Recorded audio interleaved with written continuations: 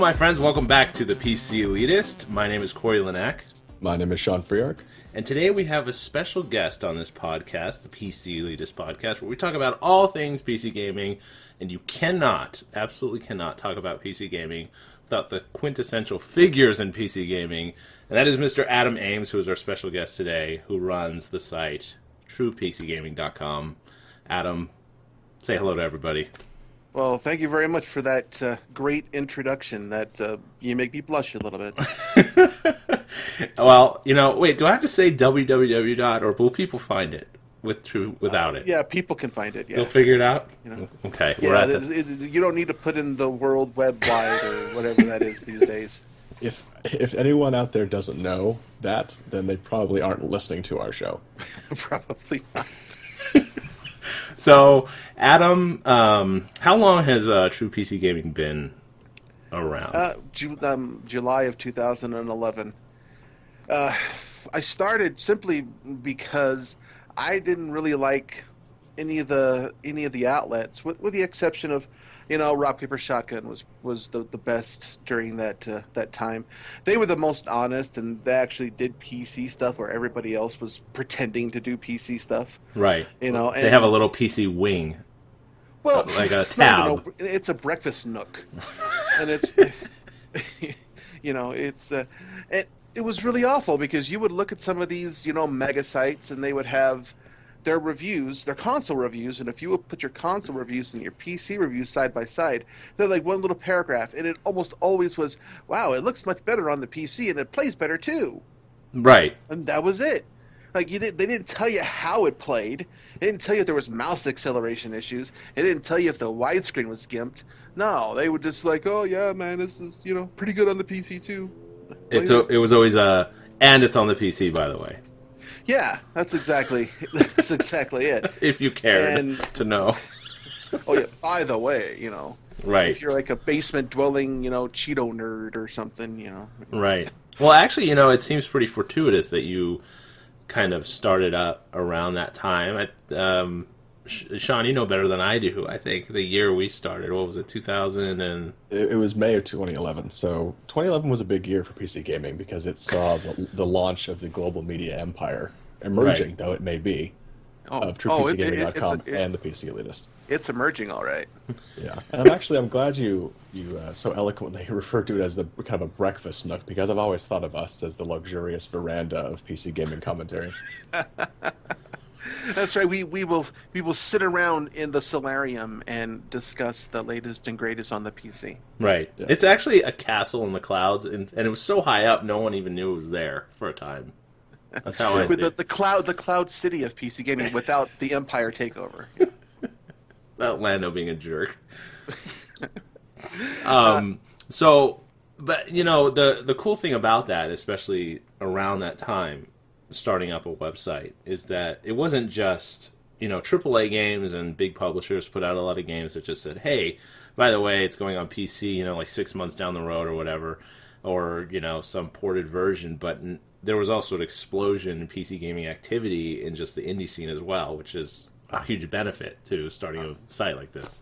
Well, it certainly is. I mean, and that's that kind of dovetails into something else I wanted to talk about in terms of running a site. You have all these, and when I say weird, I mean weird in a good way. You have these kind of weird, artsy, kind of indie games that, you have to have a good sense of where the game wants to go. You have to open your mind a little bit and be receptive to some of these types of games like Proteus and Dyad, and Stephen Smith just did one about Continue.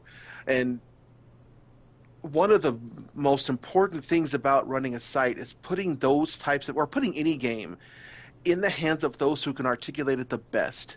Like, for example, I would never review an MMO because I don't like MMOs. I won't have anything to do with them. So there's no way I would be able to properly discuss the aspects of it, and I don't even know a lot of the vernacular that's used. So I would be a sitting duck if I tried to pretend like I knew what I was talking about. And so in that way, you really have to put people in a situation where they can succeed. That's why I ask everybody, what are your favorite genres? What are your favorite games? What are some genres you might be open to? What are some genres you absolutely don't like? And what are the genres that you adore? Because if you have an expert like David Queener, excuse me, David Queener has expansive knowledge about Call of Duty and shooters and multiplayer aspects and what a gamer should expect from that game. So he would be the one to bring that to light. Carlin is very good with shooters as well. John Williamson, he is a PC racer. I'm a PC racer. I'm not going to give Armand, F1 2015 because, he number one, that's not his style, so it just wouldn't work. And ultimately, where this all leads is you make yourself look foolish. Right. Now, you said there's obviously a lot of genres that are kind of on the fringes of people's interest. Do you see when you're handing out review codes or what have you to different people, do you ever see any value in giving the review code to somebody who might not be immediately interested, but it's kind of on the edge of their interest level, and see if it grabs them? Because that is a common issue with a lot of people when they're deciding to buy a game or not. Well, that's kind of tough because I only get a certain amount, and when I say a certain amount, usually only one code that I get from the developer or the publisher. So I can't fool around and play with, hey, this could be kind of a good thing to let's do something like this. I would love to have a series of articles on genres we hate. I've always wanted to do that. Mm-hmm. I would have to review an MMO, or somebody else would have to review a sports game or something like that. I think that would be very entertaining to see whether or not maybe by reviewing this game you kind of change your thought process and your perspective on some of these games. But when it comes down to it right now, I can't go out and go buy games and do these things. So one shot, and I have to put that in the hands of the experts. Which is exactly why at this point we're asking for donations for the TruePC. Have you found that in your own experience of not just managing the website and handing out review codes to your various writers, which we are a member of the team, kind of full disclosure, we are a part of this emerging empire, and we are very honored to be a part of that. But have you found, both in how you manage that process, but also your own interactions with these developers, have you expanded your horizons as far as genres and games that you wouldn't normally play, or has that remained largely unchanged in the last 3 years? No, that's remained unchanged because I spend a lot. I mean, this is a full-time job. Anybody who's listening to this, this is a full-time, 8-hour to 12-hour a day kind of a deal. You know what I mean? Because, the days that nothing gets posted are the days that the site does bad. I mean, it's really that simple. That's the way the internet works. So I can't go and play a game that I really want to play. So therefore, the opportunities to kind of branch out my horizons aren't really there, or they're not there. And although I would like them to be, I would like to try some of these games that we do interviews on, or something of that effect. But time constraints and resources just simply don't dictate that. That's interesting, because we had a question when we were kind of discussing what we would talk about, and you just kind of segued right there. About being the head of a PC gaming site, or being a professional reviewer. Does that ever feel like it hinders your ability to enjoy the hobby that you started the whole thing for? No, I don't think it does. I mean, in a way, it expands my horizons in that I know of certain games. Like, oh, well, that sounds really, really interesting. I wish I could do it, but I can't, so that's got to go to somebody else. But no, just to see where all of these games are coming from, to see where these people, are living in, is it the United States? We got a bunch in Europe, Australia, Mexico, all of these great places. And no, it hasn't detracted from my. I hear that a lot, and I simply haven't felt that way. And if I were in a better position, would probably be the opposite. Now, I guess there might be some instances where maybe you get, 3 or 4 bad games in a row. And you're like, oh, not again. Right. But I don't think that it has diminished my love for PC games. I know personally, like doing reviews, I found that having done some reviews for your site, I found that when I play a game alone, I'm a little bit more, and that's not going to be reviewed, I'm a little bit more attentive, and I have a bigger drive to actually beat the game. Because I think I'm like used to seeing that as a goal. Like, okay, I got to do this, beat it, and then I could do a review, but it kind of becomes more of a habit to like, because I in the past I'm very much guilty of being like that guy that game hops, which I still do. I'm very much a game hopper. I don't just play, Mass Effect for 150 hours. I usually jump around a lot. Well, that's interesting because on the site, the guys are instructed when they first come on that one of the goals is to either finish the main campaign of the game or at least put enough hours into it that you can intelligently talk about it. Like, for example, you would have a game, like, to say, Defense Grid. Its gameplay is pretty simple, different maps, but do you really need to finish that type of game in order to write the review? And I don't necessarily think so. Mm-hmm. But like for a game like Skyrim or a bigger game or a game that has some kind of a story attached to it, right? I think you do, because number one, you want to be able to say to anybody who questions you about something, yes, I finished this game from beginning to end. And in a perfect world, that's what I would want. So for a game like probably Archery, where just the depth of character development and just plot is just, it's so rich, just dripping from the spoon. It's so rich. I know what you mean. There are some games that I've reviewed that, like, it came from Space and Ate Our Brains, for example, where whether there is or is not a campaign, there are some games where very quickly you can get a strong gist of the mechanics. And that's one of the things I've loved about doing these reviews for TruePCgaming, is that, first and foremost, it exposes me to games that I never would give a second look at. And it's played the website has played a large role in forcing me to just take the blinders off and force myself to see one of the wonderful things about the industry, just the independent movement of developing games. But I love being exposed to games that are not just hugely story driven or hugely mechanics driven, but the ones that are a bit of both. And I think you really get to see games more as an art than a science when you see all that the industry has to offer. Well, at the end of probably Archery, if you beat the main campaign, don't you get like explosive arrows? You use chickens or something. I've heard maybe Easter eggs in there. I have to tell you, I got decent at that game, but nowhere near good enough to actually beat it. And that's one of the things I loved about it, is how freaking difficult it was.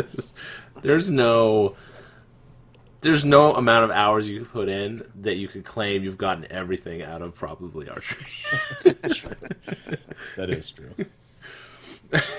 So why don't you, Adam, give us a little insight into just the process for people who don't know maybe how exactly it works. How does a review site start getting review codes? I mean, how does that process start? You ask. Just ask a lot. Really, there was a show. I don't know if it's on anymore. I watched it maybe once or twice. It's American Pickers.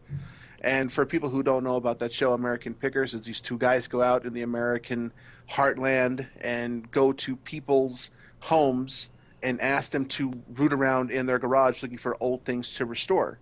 Right.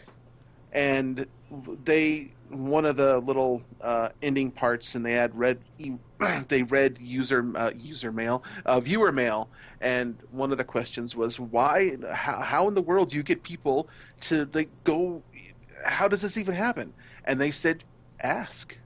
You just ask. I remember the first time I ever got a review code. It was for Ancients of Uga. And I was scared. I was scared, nervous, because I didn't want them to think I was trying to get something for free. Right. I didn't want to be looked at because for the first little while we weren't doing reviews too much. I was doing a lot of interviews. That's in a way how the website got started, because I'm so interested in the development process and from how does this work? Because I'm kind of that guy. I love documentaries about how it's made. I love that show. So that's a great show. Yeah, I asked for the Ancients of Uga code, and I was like, oh my goodness, the guy's gonna think I'm trying to get them for free. And he was like, really? Yeah, sure. Here you go. Here's 3. Like, oh, okay. I guess that worked. And as long as you take that code and you're honest about your intentions with it, then that's fine. But simply, I mean, I've been trying to get review codes from higher AAA companies ever since I started. And in the beginning, that really didn't happen too much. But as we started to post stuff and people started to kind of recognize us and things went on, it was a little bit easier. And sometimes you have to go through PR companies, but I would rather deal with developers directly. But that doesn't always that's not always the case. So it's just a matter of getting these guys. You get them on Twitter, you get them on Facebook, you email them, you find it. I remember I spent the better part of 2 weeks, and 90% of my day was hunting down contact information for development studios. We're talking like EA stuff. We're talking about the higher tier development studios, and it was a complete pain, because there was you would number one, they wouldn't contact, they wouldn't reply to you, or the contact information was outdated. I mean, all these kinds of things. But as we went along, I got people would send me stuff, and that was really weird. Is that like when you're probably famous, when you get recognized on the street for the first time ever? Probably. Same feeling. I'm guessing it's probably in the same zone there. There was one of our guys went to a gaming convention. This was probably in 2012, in the middle, somewhere around there, in Europe, and he was completely floored that people knew who TruePCgaming was and knew me by name. And I kind of played it cool. I was like, well, yeah, of course. I mean, this is who we are. Right. But in the back of my mind, I was like, dude, they know who we are. That's awesome. Well, that was Sean and I's experience when we went to the Mixer for GDC Next. Like, one of the first 2 guys we talked to, they said, oh, yeah, we were just talking to Adam via email. It was bizarre. Like, you're just kind of everywhere. You're the fingers of Adam Ames. It's kind of like, you hear stories about, 2 celebrities from different, like, one's like a really super sports star and one's like a movie star, and they come together and they're kind of nervous. They're like, oh, well, you know my name? Well, oh, you know my name? So, but the process to get the review codes, I mean, it's just it's perseverance. You can't. I have one bullet point that I live by in terms of that. You never take the first no as the final answer. Ooh. Now you can go ahead and you can reply and say, well, please read our articles. They're high quality. We're a professional site. Please reconsider this and work with us. Sometimes it works and sometimes it doesn't. But it never hurts to, give it one more try. But if they say no after that, then, it's no. Yeah, I'm not sure if that mantra works with a judge, but I think in everything else it works pretty well. I was going to say, Adam, and I know you've probably heard this before, and it's a Wayne Gretzky quote that served as a sales mantra for a long time, which is, you miss 100% of the shots you don't take. Exactly. So why in the world would you not? I mean, okay, so I've always had the mindset, even before I started this site, that, okay, guys like, let's just say Dave Thomas, who the founder of Wendy's, or Harlan Sanders, who was the founder of KFC, or Jack in the Box, or the Jack, yes, Jack. He's very popular amongst the historical fast food chains of the United States. They. How many no's did they get, and how many times did they have to sit there and listen to somebody say, you're a loser, you're never gonna make it. What are you doing? Nobody wants to eat chicken.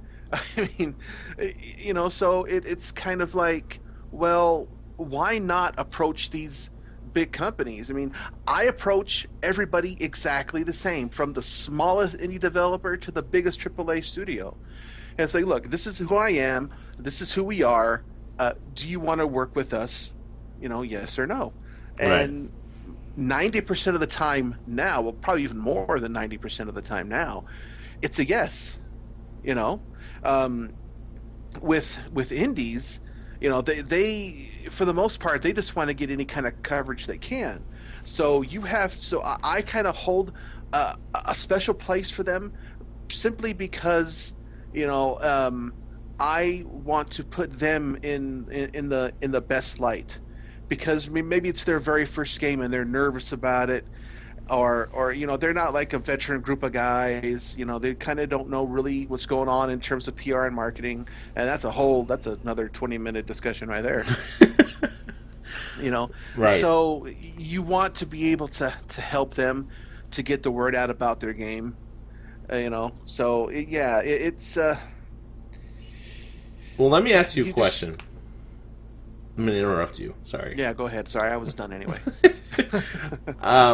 So I mean, if you're getting like 90% of your requests for codes, it seems like a pretty good ratio at this point.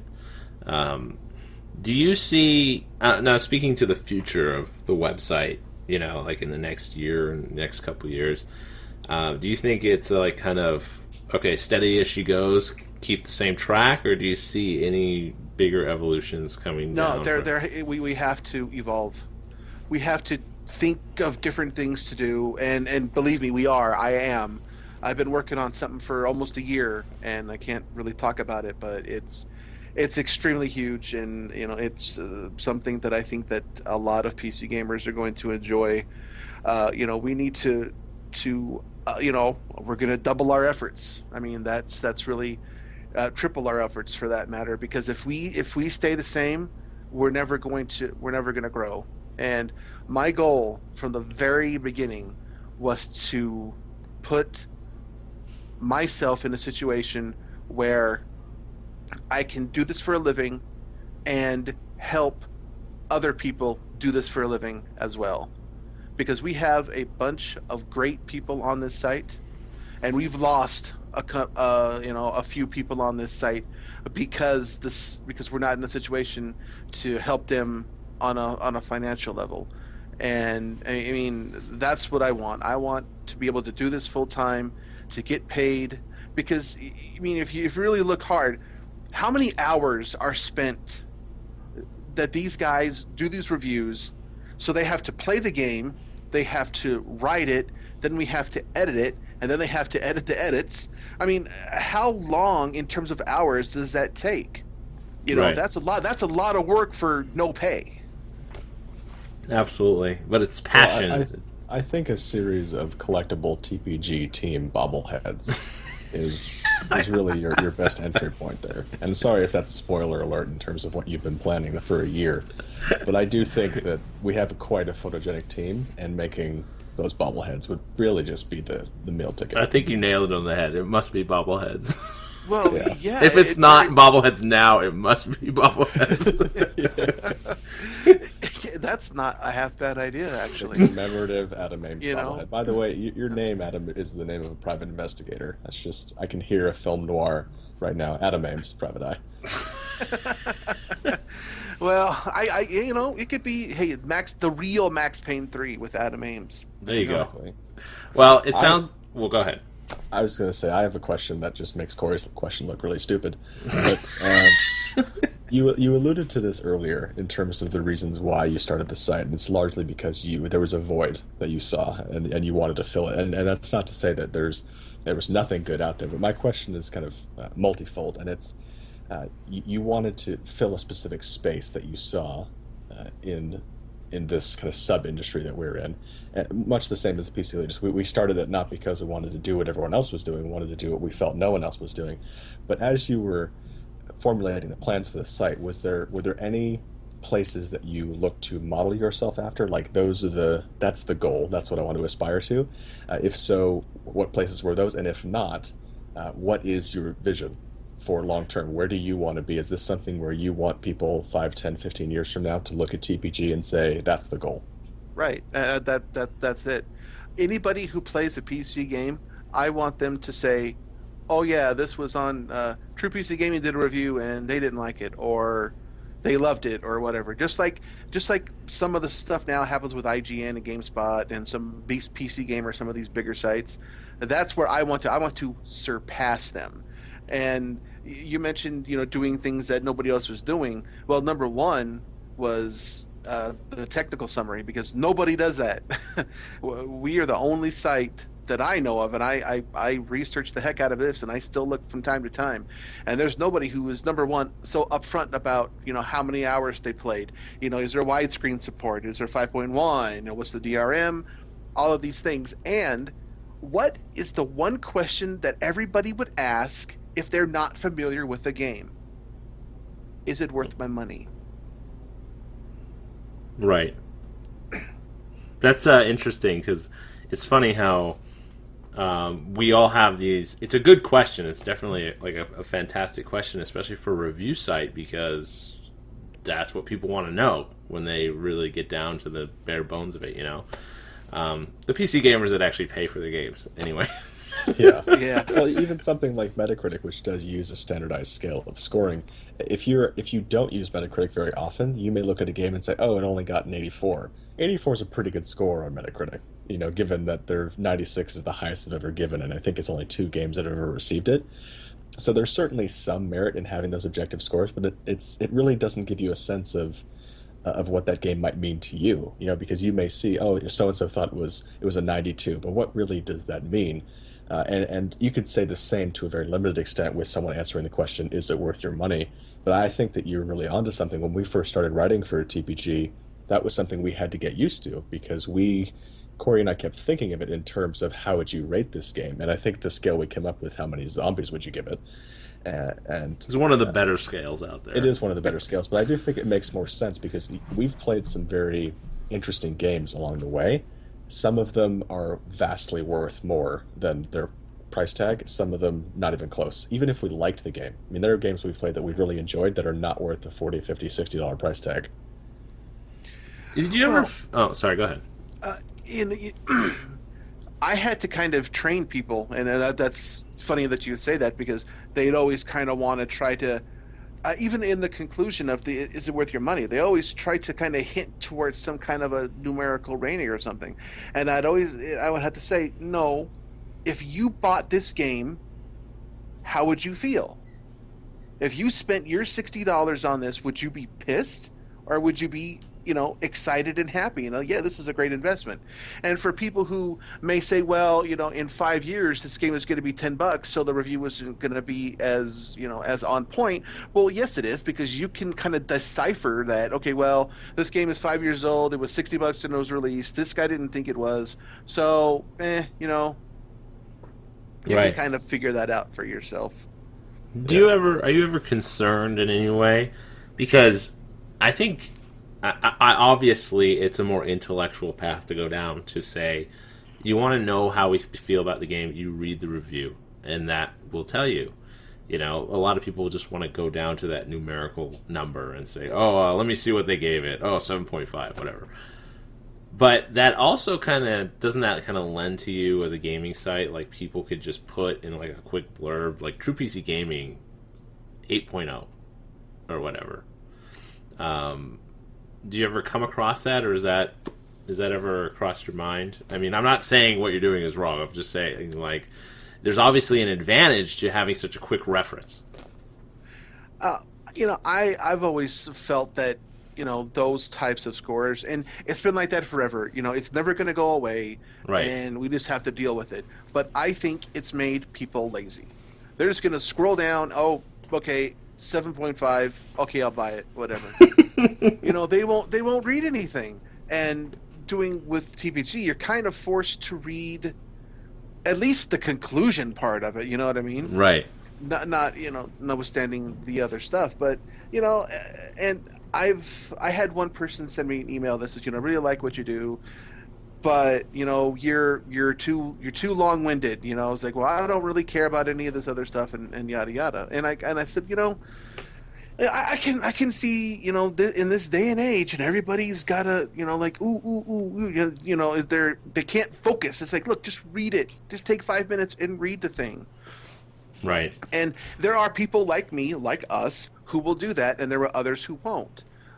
But I think that our group of people is very vocal. It's very large. And if I play to those people, then I will have ultra loyal readers. Right. That's like I'm not worried about Metacritic or anything like that. Well, that's probably a good philosophy, because it is in the end, it's more informative. And I think a problem I have with like the IGN type of site is when you have that just number at the end, it doesn't. One of the biggest advantages of reading is that I think you get to know the personality of the reviewer more. So it really emphasizes who that person is, and when you really get to know reviewers is when you really get the most benefit out of anything they say, because I already know he's going to say this or not going to like this. I know he has like a kind of a thing with this type of mechanic, and he just never likes it, but that gives you a standard of which to kind of platform off of and make your own decision. That goes back to putting those games in the hands of the people who can talk about them the best. Because if you know that there's a racing game coming up and that either John Williamson or myself are going to review it, you know that we are very familiar with racing games and how they're supposed to feel and control. I mean, there's a big difference between, if you're talking about something like, iRacing or some ultra hardcore sim as opposed to something like Flat Out. The two completely different animals, but you're a racing fan, so you know that you're not going to go into Flat Out thinking that it's going to be some kind of sim, and you're not going to go into something like iRacing and thinking you're going to have weapons and have rocket it's not going to be twisted metal. Chainsaw, yeah, whatever, yeah. So, okay, I think we're going to kind of go down on that mark, but let me ask you a question. Next car game, you know about it, right? Yeah. What, quickly, in a sentence, what are your thoughts on it? Because it's one of those few car games that, like, I'm even intrigued, and I think Sean is even intrigued. Sean's very intrigued. Sean wants it now. Sean wants it now. It reminds me of Test Drive Eve of Destruction, which is one of my favorite games ever. That's hard to put into one sentence. I'll give you two sentences, maybe three. I am extremely excited, and I really can't wait to get my hands on a proper working demo, because this is what PC racing games, destruction games were back in the 80s or the 90s. So I'm hoping there is a good collaboration between modern stuff and just keeping to the roots of what made the game popular. Right. The greatest racing game, of course, was Carmageddon. Everyone knows that, right? F-Zero. Thank you very much. F-Zero was good too. That's not a car. That was hovercraft. It's different. Anyway. Yeah, you don't 3D. have four wheels. Mega Race. I remember that game. Oh my god. Okay. Well, that was our time with Adam Ames telling us about the site. Thank you very much, Adam, for joining us. Well, thank you for having me. It was very excited and high energy conversation. Again, I will be at GDC next week for 5 whole days, and I'm going to be reporting to Adam on his site because I'm going on behalf of TruePCgaming. He's generously let me go instead of anybody, I guess. I don't know how. I'm really not sure, even clear at this point, how I got to go. But just be lucky you live in California. Yeah, exactly. My name is Corey Linack. My name is Sean Freeark. This is the PC Elitist signing out.